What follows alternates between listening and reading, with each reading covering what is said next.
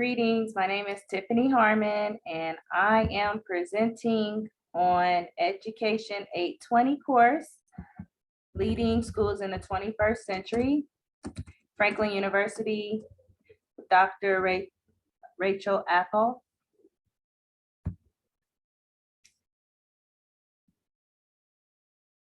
I am currently enrolled in the Higher Education Leadership Program, and I want to share key points that I have gathered from my studies and on approaches to leading schools in the 21st century. We are currently in the 21st century where many of us thought society would look much like the Jetsons. First, when it comes to leading 21st century schools, a solid understanding of technology is required. In the course, we learned about understanding 21st century technological skills as it applies to educational technology. After establishing a foundation and knowledge base of educational technology, we learned about the most recent and innovative educational technology that can be utilized effectively for both learning and leading in the K-12 education setting. Through the lens of ensuring all students in the K-12 educational setting are college, career, and life ready, we analyze and learn how educational technology plays a vital role in this process. Next, we analyze and evaluate how to utilize the most recent educational technology tools with effective building and district leadership in the K-12 educational setting. Finally, we will analyze and evaluate current trends and issues associated with use of educational technology, including social media within the K-12 educational setting. A work or organizational structure that I have observed in K-12 education related to digital technology is the requirement for Infinite Campus to do business with our local public school district since the pandemic. As a parent, Infinite Campus is vital in the lottery process, paying fees, signing up for programs, and checking the progress of grades throughout the semester. With the software, teachers and administrators can store and track important data such as entering grades that are available immediately, which reduce costs and save time. Crumpton suggests a framework that identifies the knowledge and behaviors required for leaders to make student learning possible. The International Society for Technology and Education is a nonprofit organization that seeks to promote the integration of technology in teaching and learning. These standards are used to measure success with technology in education and help prepare students to become empowered learners, digital citizens, knowledge constructors, innovative designers, computational thinkers, creative communicators, and global collaborators. These standards impact our world during the pandemic, creating a sustainable platform to depend on to support children's education during an uncertain time. During a time that society experienced major social political change, as a parent, I felt more empowered about my participation in my children's educational journey. When it comes to leading in the digital world, Mukherjee's principle number 2 resonates with me the most, with digital technologies shifting the ability for less skilled people to undertake difficult tasks. The Infinite Campus program is user-friendly and includes a support team to handle technical issues. Mukherjee's 7th principle is to help leadership to include current digital models that allow interaction with those outside of the organization. In this case, administrators and parents can see data that teachers input concerning students in real time. Mukherjee's Principle 7 suggests a leadership practice where organizations are exposed to radical transparency, which is a first, but it's very helpful. When it comes to leveraging technology, the effective use of digital tools is used to compile data to improve student outcomes and close the achievement gap. Federal education policy of the last 2 decades has aimed at turning around the nation's lowest performing schools through a series of incentives and consequences for reform. The No Child Left Behind Act of 2001 increases the district accountability and unprecedented focus on low performing schools. The most recent federal reform, Every Student Succeeds Act, requires states to develop tiered intervention systems for schools failing to meet academic standards over several years. The federal mandate of reform since 2002 has placed increasing pressure on district and school leaders.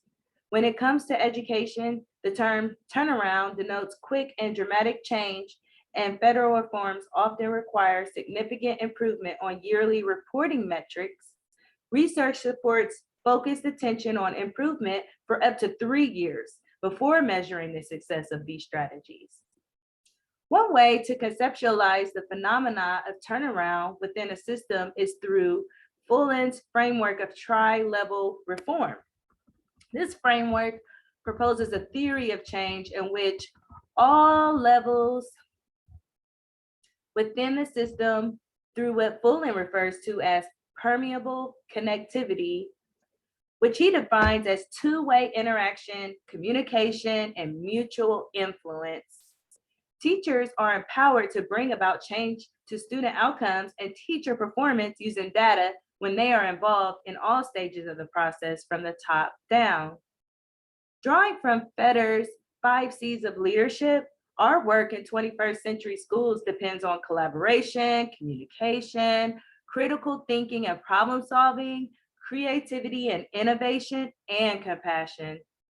Mukherjee's notion of a T-prime leader is surprisingly the foundational piece I needed to help inform my work and influence others to be the best version of themselves. Using Fetter's 5 C's of leadership, collaboration is used effectively to work with stakeholders. When it comes to communication, Fetter reminds us that not all communication is verbal. Research suggests that first impressions do not take long to take effect. So it's important to take the time to present our best selves as much as possible. Mukherjee defines champion creativity as the ability to look past wisdom and traditional approaches to give form or structure to new ideas, looking at challenges in ways others haven't, that requires new ideas with a need to solve new and old problems by demanding testing solutions. Crompton's ISTE framework would suggest leveraging the professional learning community by promoting the collective perspectives of stakeholders to promote equity and inclusion in the district. Crompton suggests that leadership should be sought in different roles by charging administrators to be empowered leaders. By looking for expertise in others, stakeholders are empowered to lead using their strengths.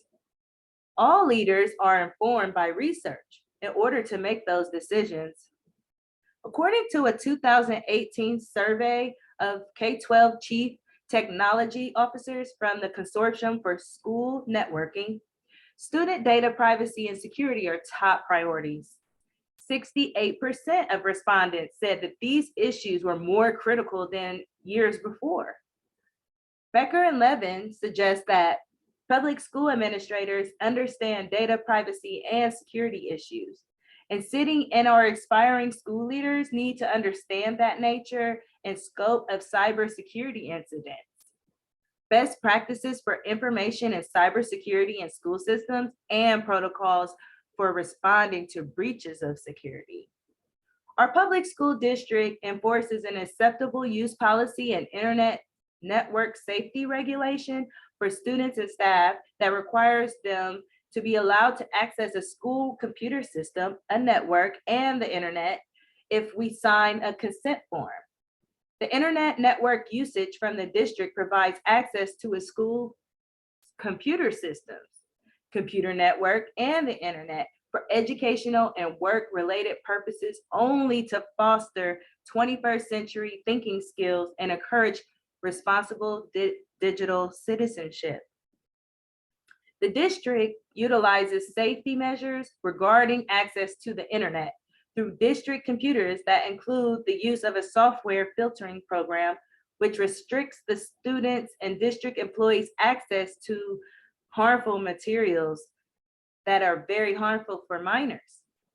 A comprehensive report on cybersecurity in today's K-12 environment calls for school systems to establish a holistic security strategy and highlights practices undertaken by member districts. The U.S. Department of Education maintains a clearinghouse of best practice resources related to data security issues. Effective school leaders work as a team to get the job done. When it comes to being truly collaborative, Mukherjee believes that people should be trustworthy and relatable. Leaders who truly value collaboration choose their words carefully. My vision for leadership in 21st century schools include using technology to communicate effectively. Last, 21st century school leaders must maintain that work-life balance. Personally, I have centered my career life around raising my children. It is very important to me to be present in their lives.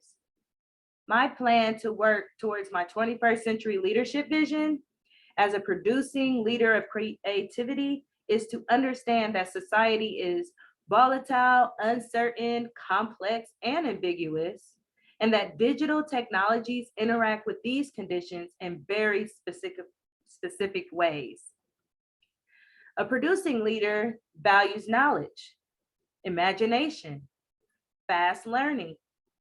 As a leader willing to take on the responsibility most others avoid, it is important to question what I know personally and are willing to unlearn, rethink, and relearn.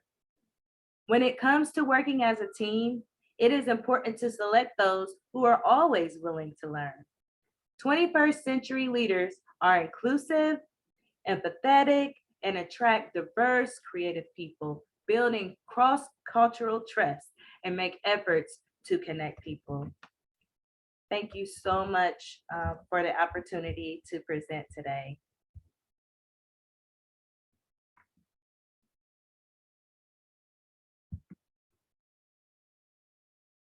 I'm going to show my references here.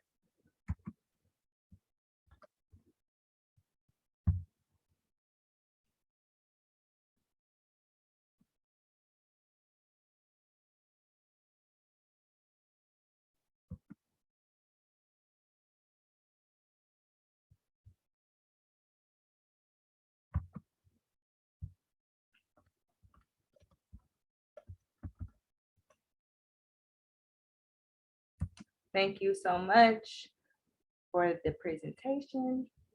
Have a great day.